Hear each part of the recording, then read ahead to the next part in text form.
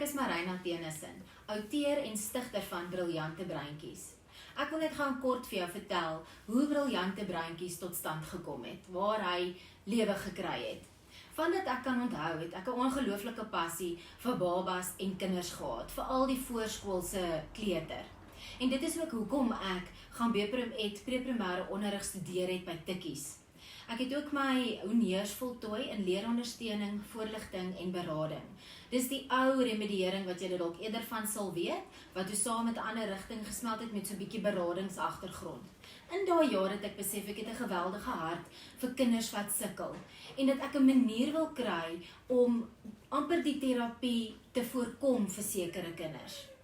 So terwyl ek skool gegee het vir 4 jaar, wat ek skool gegee het ek in die middag, toe ek my graad R klasie gehad het ek 'n buitemuurse aktiwiteit aangebied genaamd persepsieklasse.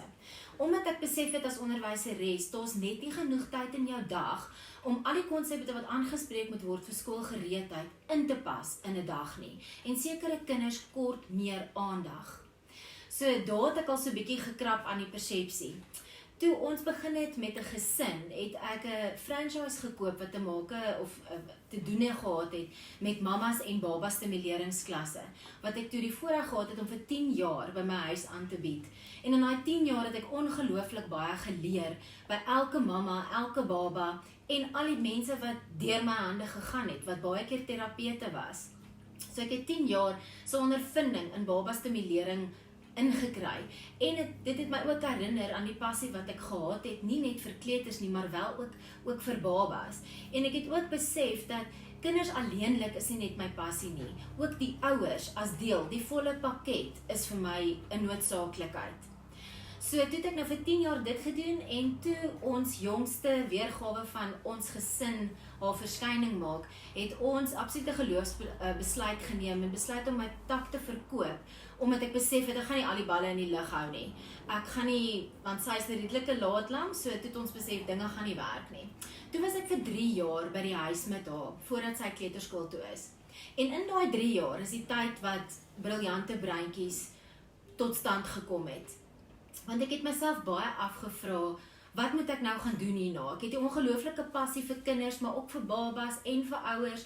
En éventueel het al die legkaartstukkies bymekaar gekom en het Briljante Breintjies tot stand gekom. Waar ek besef het, ek moet 2 dele van my besigheid hê.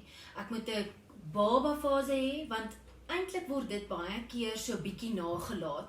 En daar is al soveel navorsing wat bewys het dat 0 tot 2 is 'n kardinale vensterperiode, waarbinne jy soveel layers in jou brein se kind kan oopmaak as moontlik. Daarna het jy baie tyd om te gaan liaseer, maar daai eerste 2 jaar is die tyd wat jy het om soveel as moontlik blootstelling vir jou baba te gee.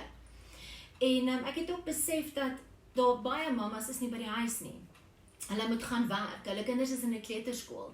En daarom het ek aan die begin my program gerig om by die baba klasse by kleuterskole na toe te gaan en daar saam met die personeel die klasie aan te bied en dan sommer ook vir hulle te sê, wanneer moet jou kind wat kan doen ook, dat daar ook baie meer gerigte spel plaasvind.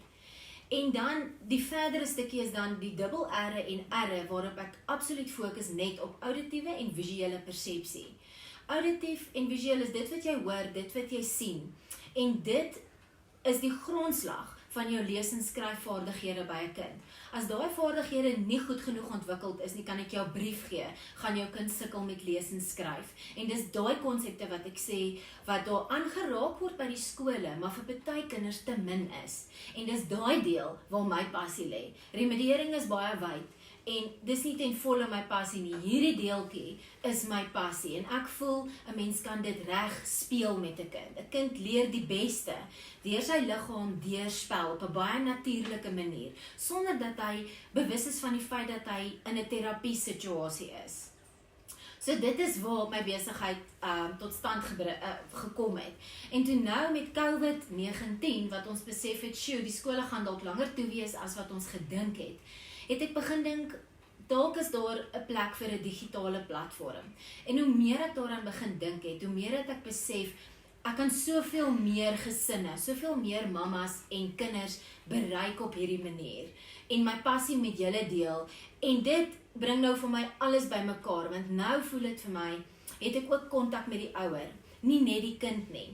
So ja, dit gaan vir my absoluut 'n voorreg wees as jy sou besluit om in my klassies in te skakel om deel van jou lewe te word met jou kind en dat 'n mens die pad saam kan stap en kan sien wat moet my kind kan doen, waar moet my kind wees en dat dit nie veronderstel is om 'n stresvolle situasie te wees nie, 'n mens speel alles reg.